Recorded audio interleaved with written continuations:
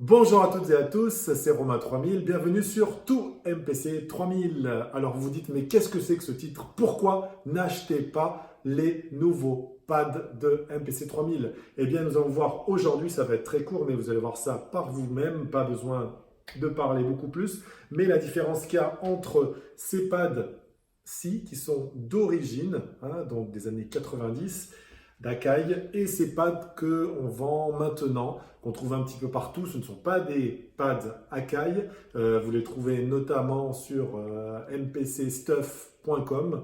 On va voir tout de suite la différence. À gauche, des pads originaux de la MPC 3000. À droite, les pads que vous pouvez acheter maintenant. À première vue, comme ça, il n'y a pas de grande différence, à part que là, vous voyez, c'est des pads gris. Quand vous achetez sur Internet, ce sont des pads gris.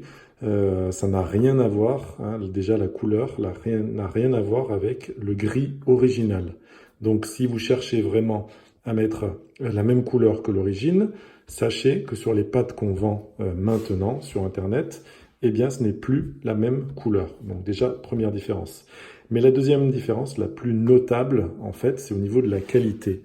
Là, si vous regardez le pad, vous avez vraiment un pad qui est opaque. On ne voit pas à travers. D'accord? On ne voit pas de lumière à travers. Si vous prenez les pads de maintenant, c'est flagrant, vous voyez, on voit la lumière à travers. C'est assez incroyable. Vous voyez, on voit bien là sur les interstices, le blanc que vous voyez, c'est de la lumière en fait. Voilà. Donc déjà, pas de très bonne qualité. Les pads sont assez mous sur les côtés, c'est-à-dire que là, quand vous avez le cercle, d'accord, c'est bon. Mais par contre, dès que vous êtes en dehors du cercle, c'est-à-dire sur cette zone, ici, sur chaque pad, c'est vraiment très mou, c'est vraiment très désagréable au toucher. Regardez comme... On ne voit pas très bien, mais là, vraiment, ça n'a rien à voir avec la qualité du pad d'origine qui est vraiment très dur. Donc c'est vraiment un gros plaisir de taper dessus, alors que là, on a le doigt qui s'enfonce de chaque côté. Voilà. Quand vous tapez sur Internet Grey Pads MPC 3000, eh bien, vous pouvez voir que tous les sites sur lesquels vous pouvez les acheter, c'est le même, c'est mpcstuff.com. Voilà, alors celui qu'on vous propose, c'est ce gris-là, mais c'est celui que je ne vous conseille pas d'acheter. Voilà, vous l'avez ici, voilà, c'est le premier qu'on vous propose. Il faut aller vraiment sur celui-là. Alors il faut bien choisir, vous voyez, le MPC Pad 7 Dark Grey Original Akai. Ce sont des pads d'occasion, donc, vous voyez, condition used. Mais ça veut dire que c'est vraiment l'original, qu'on ne construit plus, qu'on ne fabrique plus maintenant. Donc pour 28 $, vous avez l'original. Voilà, il est un peu plus obscur que les pads gris qui se vendent maintenant, mais au moins vous avez la certitude que vous avez un bon pad bien dur pour pouvoir taper dessus comme un fou.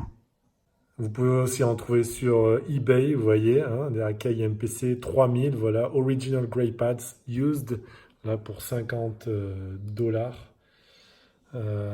Donc voilà, c'est vraiment ceux qu'il faut choisir, je le répète, parce qu'il n'y a euh, aucune faute, il n'y a pas de il y a pas photo, c'est vraiment la meilleure qualité pour votre MPC.